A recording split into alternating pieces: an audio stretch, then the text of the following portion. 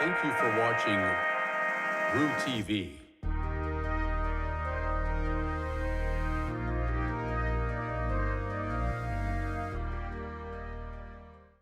Happy Halloween, Roos, and welcome back to another episode of RooTV. I'm Deja McKenzie. And I'm Natalie Adams. We got a jam-packed special Halloween show today. Make sure to stay tuned for the final spooky special and recent events on campus. UMKC Sexuality and Gender Alliance Saga Council hosted Lights Out, Frats Out, a Halloween-themed drag show featuring performers from the Kansas City drag scene, as well as 4 student performers. One of the community performers is Scary Cherry, a local queen who specializes in elements of death and macabre. Her alternative and horrifying style celebrates absurdity, oddities, and all things spooky. I like to make sure the audience is confused whether I'm flirting with them or trying to kill them, Scary Cherry said. Scary Cherry has performed at numerous venues throughout Kansas City, including Hamburger Mary's, Gale's Public House and Sports, and she has weekly shows at Missy B's on Monday mornings celebrating all the freaks, weirdos, and outcasts of Kansas City. According to Scary Cherry, performances at UMKC are categorized by the unmatched energy of the audience. She performed during Pride Month celebrations in the spring and says she looks forward to coming back to the Student Union Theater. I love UMKC. I love the energy of the crowd. Everyone is so kind and caring towards the performers, Scary Cherry said. They always want to make sure oh, you're doing okay. I'm very excited to perform for Halloween. If you're interested in seeing more of Scary Cherry, follow her Instagram at scarycherry_KC to see more of Scary Cherry and to see where she will be performing next. A University of California Berkeley art historian will present her research on Louise Quintanilla, a world-renowned artist whose murals have long had a home in UMKC's Hag Hall in early November. Christine Delia studied the impact that loss, distance, and exile had on the work of 3 Spanish artists that eventually moved to Mexico, Morocco, and the United States. Quintanilla moved to the U.S. when he was removed from Spain during the Spanish Civil War. She's placing these murals into a different context than we've been looking at, said Dr. Viviana Grigio, a historian professor at UMKC and a member of the murals restoration team. Thinking about all of these Spanish painters that cannot be in Spain because of the exile by the Spanish regime at the time. A restoration team, made up of UMKC faculty and student researchers, are making efforts to see it return to its original condition, with hopes that restoration work can begin in the summer of 2024. These murals just show how rich of a history UMKC truly has, said Tess Martins, a music therapy student at UMKC. I think a lot of us don't realize how intertwined with world history we are. Having that mural in Kansas City is a part of world history, so to have it restored, it would just give it its proper glory. The event is scheduled for November 2nd at 2:30 p.m. in 205 Royal Hall. Students can register for the event on Roo Groups. This event counts for FSE experience points. Now, let's hop into the den with Jackson Ogden. Welcome back into the den. I am Ted. Just kidding, I'm Jackson Ogden, but I'm in the spooky spirit. Come on, I had to dress up for today. Now, fall sports are wrapping up and basketball is just around the corner, so let's dive into everything you need to know. As I mentioned on last week's show, women's soccer wrapped up their regular season as the 6th and final seed in the Summit League to clinch a spot in the tournament. Head coach Jess Smith was awarded with Summit League Coach of the Year after a strong season, and Brianna Castleberry was named to the All-Conference First Team. There was no time to worry about any awards, however, as the Roos had a date with Oral Roberts in the first round of the conference tournament this past Friday, a team that had topped them 5-2 earlier in the year. Kansas City put together a much better fight this time around, trading goals early in the first half. The Golden Eagles would knock in a second goal before the half that would prove to be the difference as the Roos season comes to an end. Now hopping on over to men's soccer, they took down St. Thomas last week 1-0 with an 89th minute Edson Murguia free kick goal. That win clinches them a spot in the Summit League tournament beginning November 9th in Tulsa. Volleyball had a tough start to last week, getting swept by North Dakota, but bounced back with a 4-set win over Oral Roberts. They sit at 17-6 and have home matches against Omaha on Thursday and Denver on Saturday. All right, you knew it was coming. I have to talk about the Chiefs' loss. Yes. It's been a while since we've had to do this. 6 straight episodes. I've been all jolly and grand. Yeah, that game yesterday against the Broncos made me want to puke in my mouth. I mean, you talk about scary. That was scary. I mean, no touchdowns. The Chiefs, a defense in Denver that gave up 70 earlier in the year to the Dolphins. The Chiefs put up 9. The offensive line was terrible. Sky Moore couldn't catch a cold. I mean, they just need a difference maker on offense. They need a playmaker. Patrick Mahomes had the flu, and that was not the problem. Like, I'm thinking, okay, like, he's definitely going to be, a little inaccurate, yada, yada, yada. He's not feeling well. He wasn't even the problem. I mean, these guys can't get open, and when they do, they can't catch the ball. It is an absolute tragedy. Now, they better get their stuff together because they are heading to Germany this week. It's going to be a really early kickoff Sunday morning. Those Sunday scaries are going to hit this week. Trust me, you got to get up early. It's going to be terrible. I love sleeping in till like 10:30 on Sunday and then getting to watch the Chiefs later in the day. Not this week. They're taking on the Dolphins in Germany, the Tyreek Hill revenge game. It's going to be a very, very interesting matchup.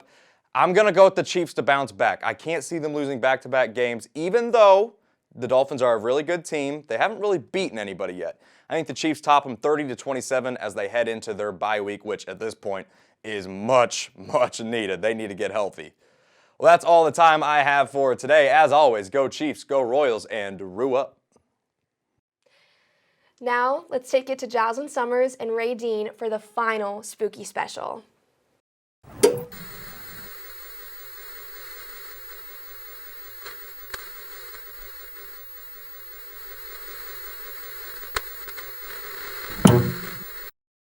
Hello everybody and welcome to the final segment of the RooTV Spooky Special. And happy Halloween! Today we will be diving into some of our favorite family-friendly horrors. Halloween is all about trick-or-treating and dressing up in cool costumes, so rather than the usual terrifying movies we recommend, we will give you the treat of not having nightmares for once. For watching with younger family or just need to be conscious about what's on the screen, I think titles such as Beetlejuice or classics such as The Wolfman are a safe bet. But if you don't want scary, but still want something with a little bit of edge, I recommend the FX show What We Do in the Shadows for more adult humor but less spook factor. Overall, there are festive flicks and shows to watch for everybody despite their horror tolerance. Another classic scary movie I love is The Addams Family. But if you're not in the mood for a movie, a few shows I loved as a kid were Goosebumps and R.L. Stine's The Haunting Hour. Both are by R.L. Stine and are based on the popular children's book series known as Goosebumps. I used to think they were super scary when I was 7, but I recently rewatched some episodes for nostalgia purposes and realized that it was actually just super cheesy and not actually scary. If you're looking for something to watch with your younger siblings after they go trick-or-treating, I would recommend watching an episode of one of these shows. Thank you so much for tuning into the final segment of our spooky special. Remember, horror isn't just limited to spooky season. If you're ever in the mood to be scared, step out of your comfort zone and watch some of the movies that we recommended. I hope everyone has a safe and fun Halloween. Welcome to Lifestyle and Culture. I am your host, Joshua Cunningham.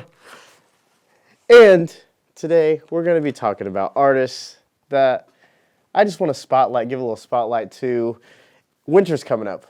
We're kind of in winter already, but I just want to give you some artists to take into the winter that you maybe have never heard of. So first, I'm going to go with my guy, Jake Minch, okay? I found him on TikTok in 2021, and let me tell you, the video I watched of him singing, I watched it over and over for days on end.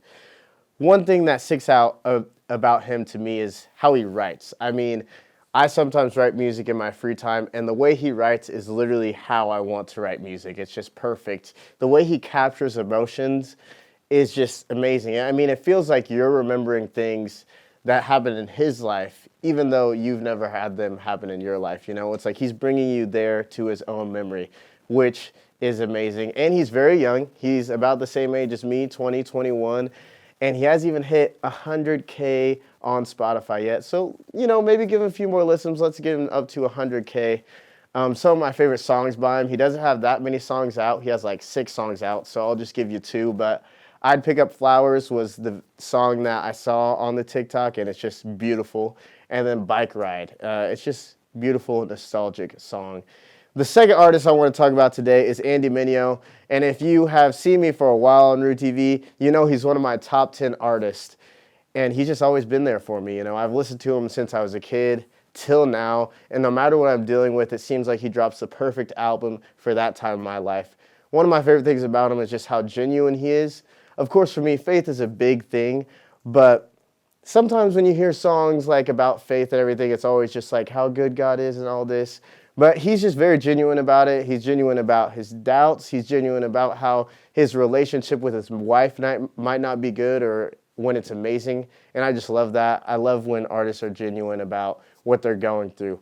That really, attracts my ear. So some of my favorite songs by him are Clarity, Nobody's Coming, Another Me, and No That's Right. But honestly, I could go on and on about songs by him because I love them all. But that's all the time I have for today. If you want to hear more of my music opinions, come back and watch more RooTV next week. Fostering dogs for Dogs Day Out at the Kansas City Pet Project is a way you can help out sheltered pups who need a break. If you miss your pet at home or don't want to pay ridiculous pet rent fees, this program is a great alternative. Sadie Ford, a canine foster coordinator at KCPP, helped picked out a good dog to foster that was compatible with the personality and preferences. The program helps us learn that pets' behavior and their likes and dislikes, Ford said. This helps us create biographies and provides more information to a potential adopter, foster we would not have gotten otherwise. The entire setup process is super easy. After filling out a foster dog sign-up form, just make an appointment, which could be any time from 10 a.m. to 6 p.m. With all the materials given, it will feel like the dog is actually yours for the day. Thank you for watching this week's episode of RooTV. Don't forget to hop on the subscribe button and follow us on Instagram at RooTV UMKC. Have a great Halloween, Roos.